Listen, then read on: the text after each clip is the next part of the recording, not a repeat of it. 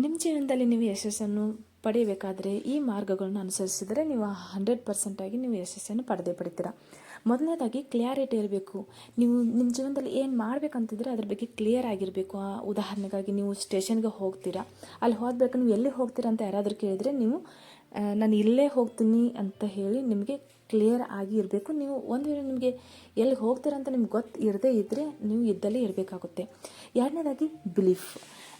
ನಿಮ್ಮಲ್ಲಿ ಬಿಲೀಫ್ ಇರಬೇಕು ಅಂತಂದರೆ ನೀವು ಯಾವ ವೇದಲ್ಲಿ ಹೋಗ್ತಿದ್ದೀರಾ ಅವ್ರ ಬಗ್ಗೆ ಅಥವಾ ಅದ್ರ ಬಗ್ಗೆ ಆಗಲಿ ನೀವು ಸ್ಟಡಿ ಮಾಡಬೇಕು. ನಾನು ಹೇಗೆ ಅಚೀವ್ ಮಾಡಬೇಕಂತ ತಿಳ್ಕೊಂಡಿರಬೇಕು.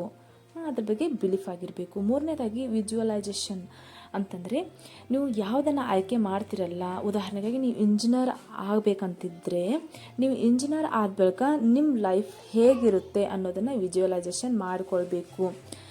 ನಾಲ್ಕನೇದಾಗಿ ವೆರಿ ಇಂಪಾರ್ಟೆಂಟ್ ಅಂತ ಹೇಳಬೇಕು ಅಂತಂದರೆ ಅಟ್ರಾಕ್ಷನ್. ಈ ಅಟ್ರಾಕ್ಷನ್ದಲ್ಲೇ ಈ ಶಬ್ದ ಅಡಗಿದೆ, ಆ್ಯಕ್ಷನ್. ನೀವು ಯಾವ ರೀತಿ ನಿಮ್ಮ ಜೀವನದಲ್ಲಿ ಆ್ಯಕ್ಷನ್ ತಗೊಳ್ತೀರಾ ಅನ್ನೋದು ಇದರಲ್ಲಿ ಅಡಗಿದೆ ಅಂತ ಹೇಳ್ಬೋದು.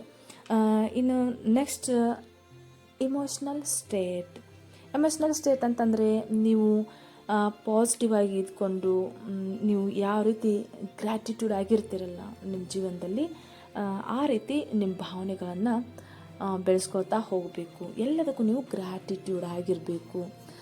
ಅಂದ್ರೇ ನೀವು ಒಂದು ಜೀವನದಲ್ಲಿ ಯಶಸ್ಸನ್ನು ಕಾಣಲಿಕ್ಕೆ ಸಾಧ್ಯ. ಈ ಒಂದು ಚಾನೆಲ್ ಹ್ಯಾಪಿ ಲೈಫ್ ಅಂತಕ್ಕಂಥ ಚಾನೆಲ್ ನಿಮಗೆ ಇಷ್ಟ ಆಗಿದರೆ ಸಬ್ಸ್ಕ್ರೈಬ್ ಮಾಡಿ, ಶೇರ್ ಮಾಡಿ ಅಂತ ಹೇಳ್ತಾ ಇವತ್ತಿನ ಈ ಒಂದು ಸಂಚಿಕೆಯನ್ನು ಮುಗಿಸೋಣ. ಮತ್ತೆ ಮುಂದಿನ ಸಂಚಿಕೆಯಲ್ಲಿ ಭೇಟಿಯಾಗೋಣ. Thank you so much. ಎಲ್ಲರೂ ಖುಷಿಯಾಗಿರಿ, ಎಲ್ಲರೂ ನಗಿಸ್ತಾ ಇರಿ. ಧನ್ಯವಾದ.